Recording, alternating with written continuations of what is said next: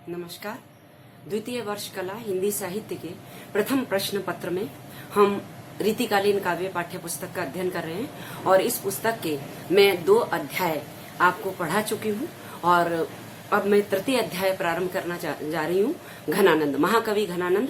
जैसा कि आपको मैंने हिंदी साहित्य के इतिहास के रीतिकाल की विस्तृत जानकारी देते हुए रीतिबद्ध, रीति सिद्ध और रीतिमुक्त काव्यधारा के कवियों और उनकी काव्यगत विशेषताओं पर प्रकाश डाला था, वैसे ही रीतिमुक्त काव्यधारा के प्रवर्तक महाकवि घनानंद माने जाते हैं। घनानंद, आलम और बोधा तीनों प्रसिद्ध कवि हैं रीतिमुक्त काव्यधारा के, और हम अब पाठ के रूप में उनके घनानंद के पदों का, कविताओं का अध्ययन कर रहे हैं। तो एक बार फिर मैं आपको घनानंद का काव्य परिचय और काव्यगत विशेषताओं पर इस व्याख्यान में प्रकाश डाल रही हूँ। घनानंद का जन्म 1746 संवत में हुआ था और उनकी मृत्यु 1796 में मथुरा में हुई थी। और ऐसा माना जाता है कि नादिर शाह के आक्रमण के समय जब हिंदुओं का नरसंहार हुआ और नादिर शाह ने मथुरा तक पहुंचकर आक्रमण किया, उस समय घनानंद मारे गए थे। और घनानंद को प्रेम की पीर का कवि कहा जाता है। हृदय की अनुभूतियों और विरह की मार्मिक अनुभूतियों के चित्रण करने के कारण ही घनानंद प्रेम की पीर के गायक कहलाते हैं और रीतिमुक्त काव्यधारा के प्रवर्तक कहलाते हैं।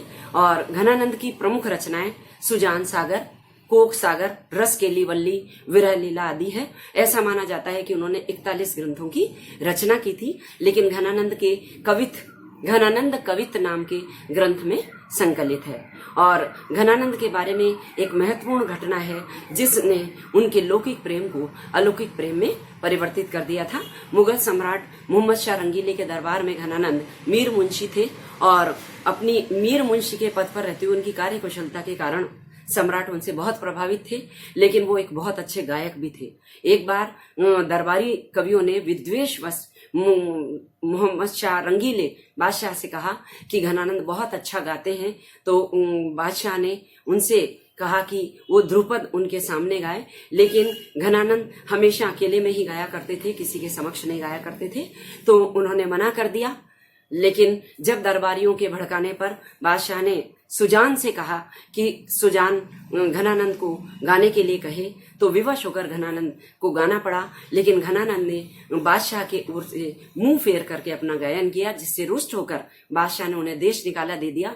लेकिन बड़े दुख की बात यह रही कि जब घनानंद राज्य छोड़कर जाने लगे तो उन्होंने सुजान के सामने ये प्रस्ताव रखा कि वो उनके साथ चले। लेकिन सुजान नामक वेश्या जो वहां नृत्य की थी, उसने घनानंद के साथ जाने से इनकार कर दिया। यही घनानंद का हृदय विदीर्ण हो गया, टूट गया और आजीवन वो सुजान के वियोग में तड़पते रहे।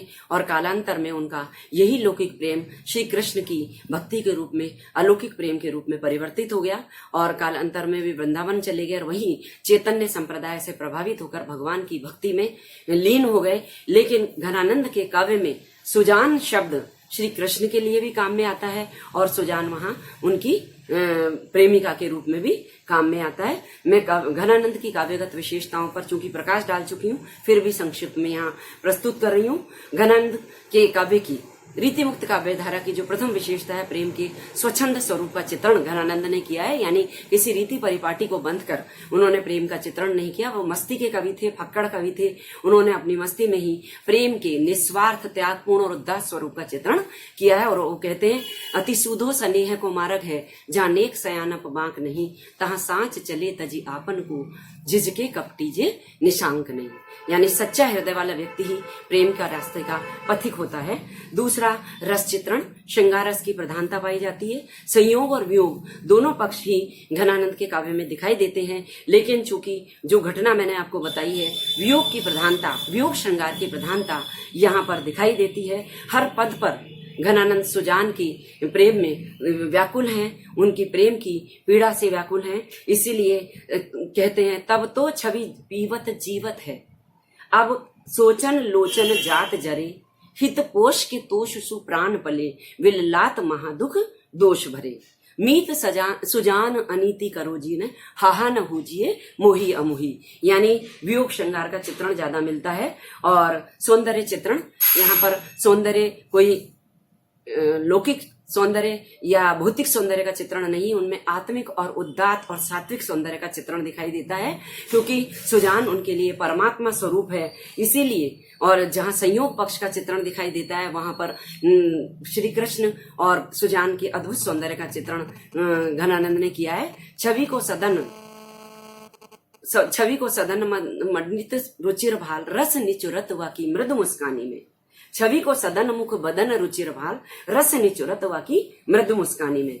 और इसी प्रकार झलके अति सुंदर आनन गोर छके द्रग राजती काननी छवे, यानी नायिका के कान नेत्रों को छूते हुए, कानों तक उसके नेत्र इतने विशाल हैं कि है ना कानों को स्पर्श करते हैं। उसका मुख चंद्रमा के समान सुंदर है।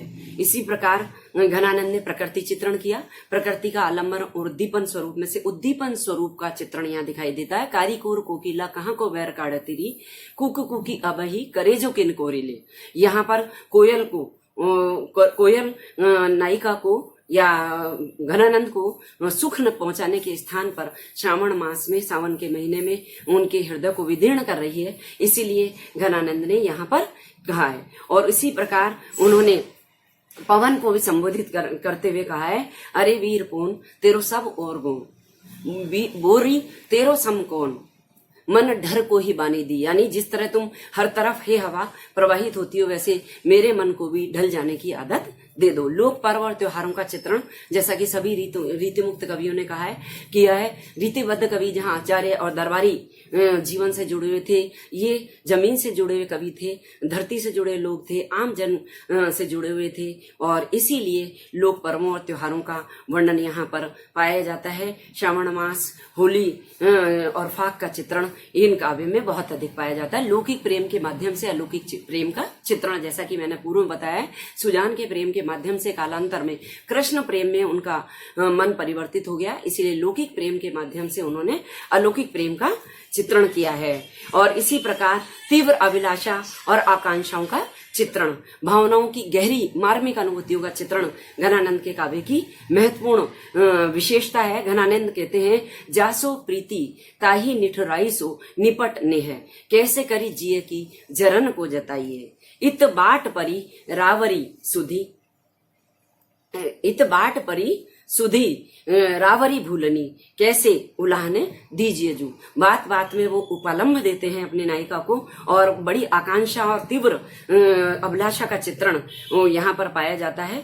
और काव्य भाषा सहज सरल प्रौढ़ प्रांजल और मधुर ब्रज भाषा का प्रयोग घनानंद ने किया है। ध्वन्यात्मकता, चित्रात्मकता, लोकोक्ति और मुहावरों का बहुत अधिक प्रयोग, यानी भाषा का इतना मधुर और सरस चित्रण घनानंद ने किया है। इसलिए आचार्य रामचंद्र शुक्ल ने कहा कि भाषा का ऐसा धीर और प्रवीण पथिक, जवादानी का ऐसा महानायक, ब्रज भाषा का दूसरा कवि घनानंद के अलावा कोई दूसरा नहीं हो सकता।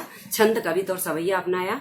अलंकार में उपमा, रूपक, उत्प्रेक्षा आदि अलंकार स्वाभाविक रूप से आए, चूंकि प्रेम के स्वतंत्र चित्रण में स्थान स्थान पर अलंकारों का चित्रण घनानंद ने किया है। शैली उनकी मुक्तक है, और इस प्रकार घनानंद की काव्यगत विशेषताएं मैंने आपके समक्ष प्रस्तुत की। और वास्तव में रीतिमुक्त काव्यधारा की विशेषताएं ही घनानंद के काव्य की विशेषता है। मुझे आशा है कि आपको ये भली भांति समझ में आ गया होगा। धन्यवाद।